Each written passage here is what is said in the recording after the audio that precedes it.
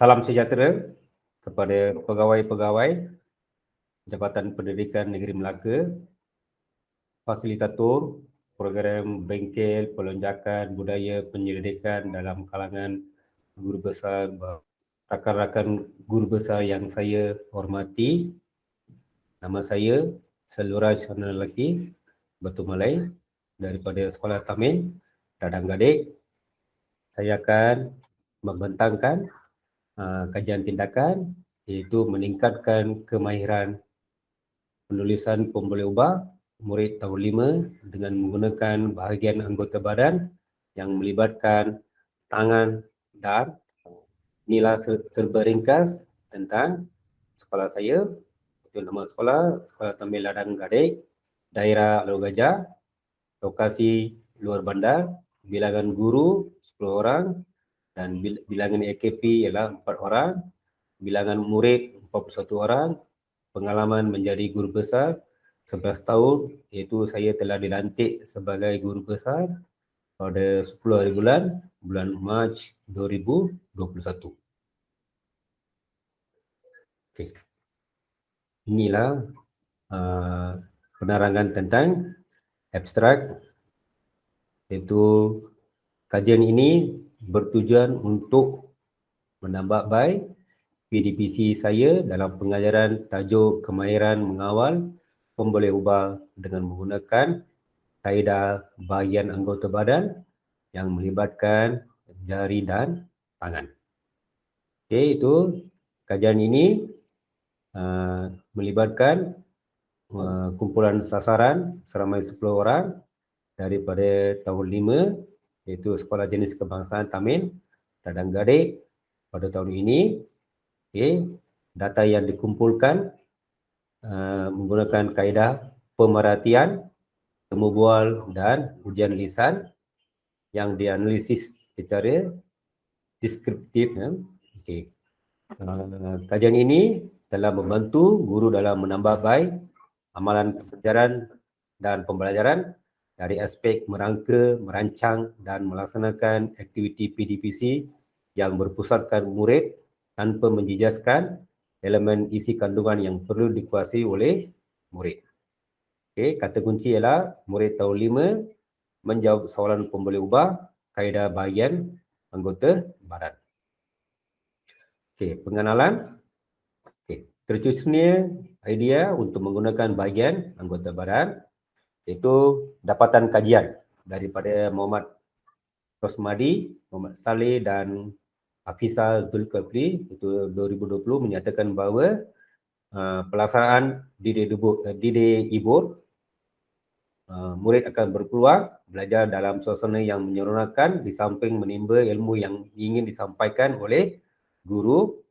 Okay, masalah ini ialah mengajar mengingati 3 pemboleh ubah iaitu dimalarkan, dimanipulasi dan bergerak balas. Okey, so data itu saya ambil daripada temu bual daripada rakan-rakan guru dan juga daripada murid sendiri yang mengatakan bahawa mereka suka mengingati 3 pemboleh ubah. Okay. Dan apa yang kita tahu ialah murid mempunyai masalah pada kecerdasan otak dan daya ingatan yang berbeza untuk mengingati 3 pemboleh ubah. Okay. Melalui pemerhatian, ketika mengajar tajuk ini, ramai murid yang tidak boleh menyebut 3 pemboleh ubah betul melalui proses soal jawab dan semasa latihan dalam buku aktiviti. Dan sekiranya mereka tidak mempunyai teknik baru yang menyeronokkan untuk mengingati sesuatu yang sukar bagi sesuatu tajuk, akan memberikan kekangan yang besar kepada mereka untuk menjawab soalan dan latihan dengan lebih mudah dan tepat. Okay. Fokus kajian ialah murid tahun 5 iaitu mengingati 3 pemboleh ubah menggunakan kaedah bahagian anggota badan. Okay. Dalam kajian ini, saya memfokuskan subtopik kemahiran mengawal pemboleh ubah pelajaran KSSR Sains tahun 5. Okay. Tujuan kajian adalah untuk menambah baik amalan PDPC saya iaitu menerangkan konsep mengawal pemboleh ubah kepada murid tahun 5 menggunakan teknik menggunakan bahagian anggota badan. Itu melibatkan 2 jari dan tangan. Okey, persoalan kajian, bagaimana saya menambah baik amalan PDPC saya dalam menerangkan konsep mengawal pemboleh ubah kepada murid tahun 5 menggunakan kaedah menggunakan bahagian anggota badan. Okey, kumpulan sasaran saya dah beritahu pada awal tajuk ini, iaitu 10 orang murid daripada tahun 5 yang terdiri daripada 5 orang murid lelaki dan 5 orang murid perempuan. Okay, kaedah kajian, saya memilih reka bentuk kajian tindakan daripada Kurt Lewin 1946 yang menerangkan 4 kitaran kajian, iaitu merancang, bertindak, memerhati dan mereplik. Okay. Cara mengumpul data, pemerhatian, temu bual, ujian lisan dan cara menganalisis data iaitu cara deskriptif iaitu pemerhatian, temu bual dan ujian lisan. Okay. Penerangan kaedah atau teknik inovasi. Okay. Di sini ada satu jadual, iaitu ada 3 bahagian. Itu bahagian pertama ialah bongkak kayu dan tengah-tengah pula ada ketinggian papan kayu dan yang ketiga ialah masa bongkak kayu tumbang. Okey, itu soalan dia ialah jadual di bawah menunjukkan masa setiap bongkak kayu yang berbeza ketinggian tumbang semasa papan kayu diangkut secara perlahan-lahan pada satu ujung sehingga ketiga-tiga bongkak kayu tumbang satu demi satu. Oleh itu kita menggunakan petua ini iaitu 2 jari. Okey. Itu guru dengan menggunakan bahagian anggota badan, 2 jari digunakan untuk mengenal pasti pemboleh ubah. Jari telunjuk sebagai pemboleh ubah dimanipulasi dan jari tengah sebagai pemboleh ubah bergerak balas. Okey, dan di sini kita perlu mengajar kepada murid iaitu penggunaan parameter. Penggunaan parameter perlu ditekankan kepada murid-murid supaya mereka dapat menulis jawapan dengan tepat dan betul. Parameter istimewa yang saya sebutkan ialah jenis, kaedah, bentuk, kehadiran, keadaan, perubahan dan kedudukan. Itu guru perlu menekankan, itu saya perlu menekankan bahawa parameter istimewa perlu digunakan oleh murid setiap kali menjawab soalan pemboleh ubah. Okey. Berdasarkan latihan 1, murid-murid memberikan perhatian yang sepenuhnya semasa proses pengajaran dan pembelajaran dijalankan. Di samping itu, semasa sesi soal jawab diadakan dapat lihat dengan jelas bahawa penglibatan murid adalah sangat aktif. Di samping itu, murid-murid juga turut berasa gembira semasa aktiviti 1 dijalankan. Terutamanya semasa menggunakan bahagian anggota badan untuk mencari pemboleh ubah dimanipulasi dan pemboleh ubah bergerak balas.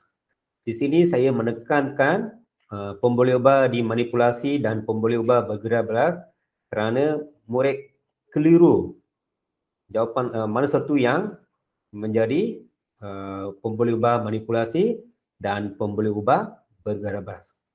Parameter istimewa yang terdapat di dalam jadual tersebut menjadi pemboleh ubah dimalarkan.